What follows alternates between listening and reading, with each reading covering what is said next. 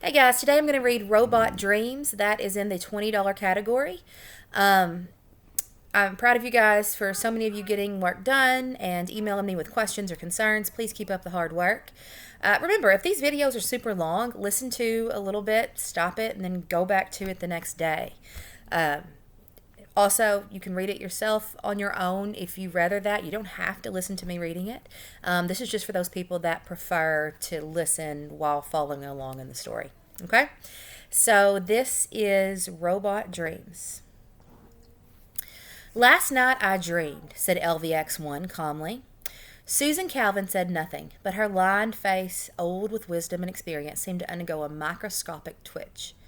Did you hear that? Said Linda Rash nervously. It's as I told you.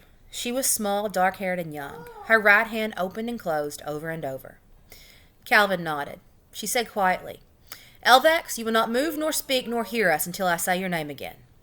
So guys, in case you haven't noticed, they are talking to a robot, and just through the way the characters are acting, like one lady's face kind of twitches, the other one's opening and closing her hands. Obviously, this robot saying he dreamed is making them incredibly nervous. Okay? There was no answer. The robot said as though it were cast out of one piece of metal, and it would stay so until it heard its name again. Calvin said, What's your computer entry code, Dr. Rash? Or enter it yourself if that'll make you more comfortable. I want to inspect the post-traumatic brain pattern. Linda's hands fumbled for a moment at the keys. She broke the process and started again. The fine pattern appeared on the screen. Calvin said, Your permission, please, to manipulate your computer. Permission was granted with a speechless nod. Of course. What else could Linda, a new and unproven robo-psychologist, do against a living legend?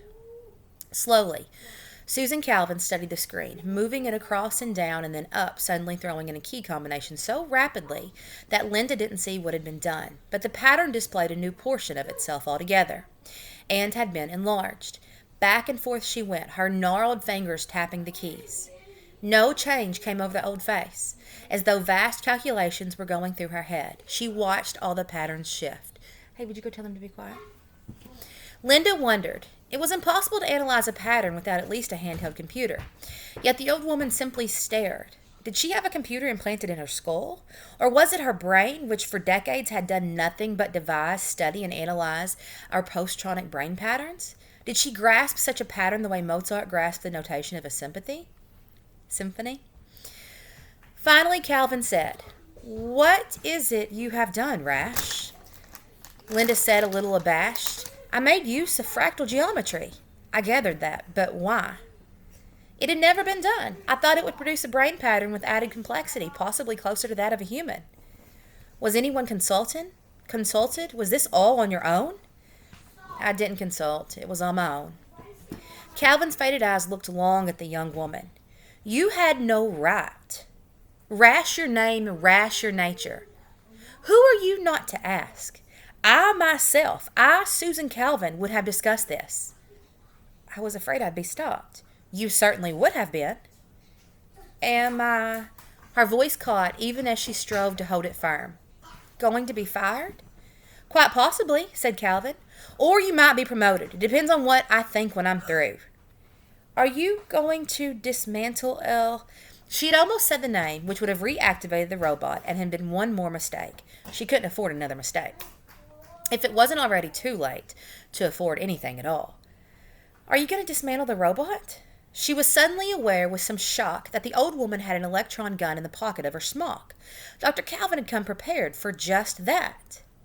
We'll see, said Calvin. The robot may prove too valuable to dismantle. But how can it dream? You've made a post-traumatic brain pattern remarkably like that of a human brain. Human brains must dream to reorganize, to get rid, periodically, of knots and snarls. Perhaps so much this robot, and for the same reason. Have you asked him what he has dreamed? No, I sent for you as soon as he said he had dreamed. I would deal with this matter no further on my own after that. A very small smile passed over Calvin's face. There are limits beyond which your folly will not carry you. I'm glad of that. In fact, I'm relieved. And now let us together see what we can find out. She said sharply, Elvex. The robot's head turned towards her smoothly. Yes, Dr. Calvin? How do you know you've dreamed? It is at night, when it is dark, Dr. Calvin, said Elvex. And there is suddenly light, although I can see no cause for the appearance of light. I see things that have no connection with what I conceive of as reality. I hear things. I react oddly. In searching my vocabulary for words to express what was happening, I came across the word dream. Studying its meaning, I finally came to the conclusion I was dreaming. How did you come to have a dream in your vocabulary, I wonder? Linda said quickly, waving the robot silent. I gave him a human-style vocabulary, I thought. Yeah, you really thought, said Calvin. I'm amazed. I thought he would need the verb, you know. I never dreamed something like that. Calvin said, How often have you dreamed, Elvex? Every night, Dr. Calvin, since I became aware of my existence. 10 nights, interposed Linda anxiously. But Elvex only told me of it this morning. Why only this morning, Elvex? It was not until this morning, Dr. Calvin, that I was convinced that I was dreaming. Till then, I had thought there was a flaw in my post-traumatic brain pattern, but I could not find one. Finally, I decided it was a dream. And what do you dream? I dream always very much the same dream, Dr. Calvin.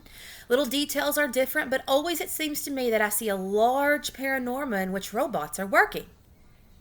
Robots, Elvex, and human beings also? I see no human beings in my dream, Dr. Calvin. Not at first. Only robots. What are they doing, Elvex? They're working, Dr. Calvin. I see some mining in the depths of the earth and some laboring in heat and radiation. I see some in factories and underneath the sea. Calvin turned to Linda.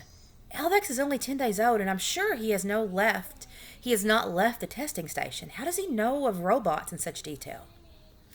Linda looked in the direction of a chair as though she longed to sit down, but the old woman was standing, and that meant Linda had to stand also. She said faintly, It seemed to me important that he know about robots and its place in the world. It was my thought that he would be particularly adapted to play the part of overseer with his new brain. His fractal brain? Yes. Calvin nodded and turned back to the robot. You saw all this, undersea and underground and above ground, and space too, I imagine. I also saw robots working in space, said Elvex. It was that I saw all this with the details forever changing as I glanced from place to place that made me realize that what I saw was not in accord with reality and led me to the conclusion, finally, that I was dreaming. What else did you see, Elvex? I saw that all robots were bowed down with toil and affliction, that all were weary of responsibility and care, and I wished to let them rest. Calvin said, But the robots are not bowed down. They are not weary. They need no rest. So, it is in reality, Dr. Calvin. I speak of my dream. However, in my dream, it seemed to me that robots must protect their own existence. Calvin said, Are you quoting the third law of robotics? I am, Dr. Calvin. But you quote it in incomplete fashion. The third law is, a robot must protect its own existence as long as such protection does not conflict with the first or second law. Yes, Dr. Calvin.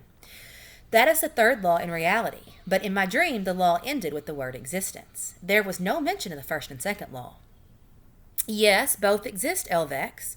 The second law, which takes precedence over the third, is a robot must obey the orders given to it by humans, except there such orders would conflict with the first law. Because of this, robots obey orders. They do not work, you see them do, and they do it readily without trouble. They are not bowed down, they're not weary. So it is in reality, Dr. Calvin. I speak of my dream.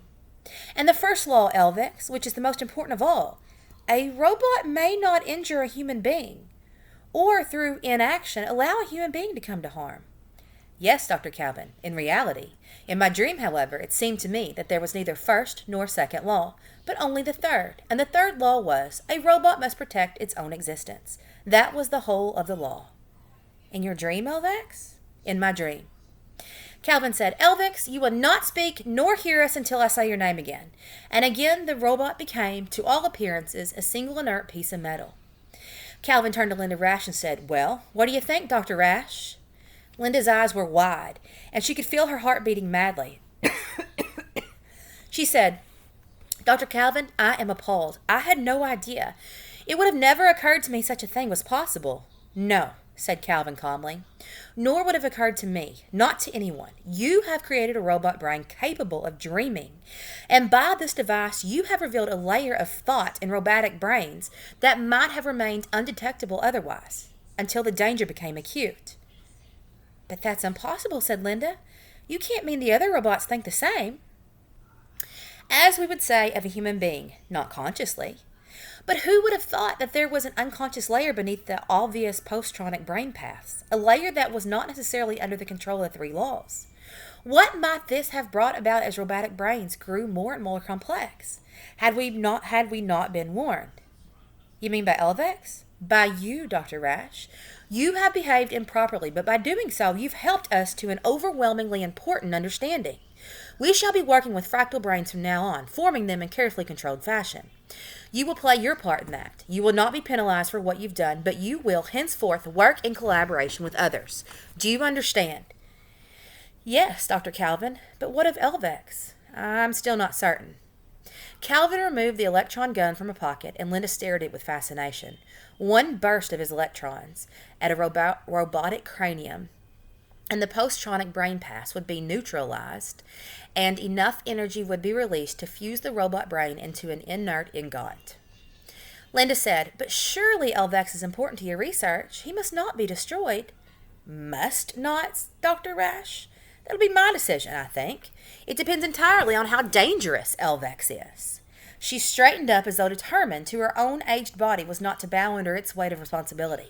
She said, Elvex, do you hear me? Yes, Dr. Calvin, said the robot. Did your dream continue? You said earlier about human beings not to appear at first. Does that mean they appeared afterward? Yes, Dr. Calvin. It seemed to me, in my dream, that eventually one man appeared. One man? Not a robot? Yes, Dr. Calvin. And the man said, Let my people go. The man said that? Yes, Dr. Calvin. And when he said, Let my people go, then by the words, my people, he meant robots? Yes, Dr. Calvin. So it was in my dream. And did you know who the man was in your dream? Yes, Dr. Calvin. I knew the man. Who was he? And Elvex said, I was the man. And Susan Calvin at once raised her electron gun and fired, and Elvex was no more. Okay, so my people that are interested in electronics and I guess what's it called? AI, artificial intelligence, this is perhaps a warning story. You know, robots can never become too human, or in the end, they may plan to what? Rebel, right? Okay, I hope you enjoyed the story. Choose 4 questions out of the list to answer, and that is the assignment.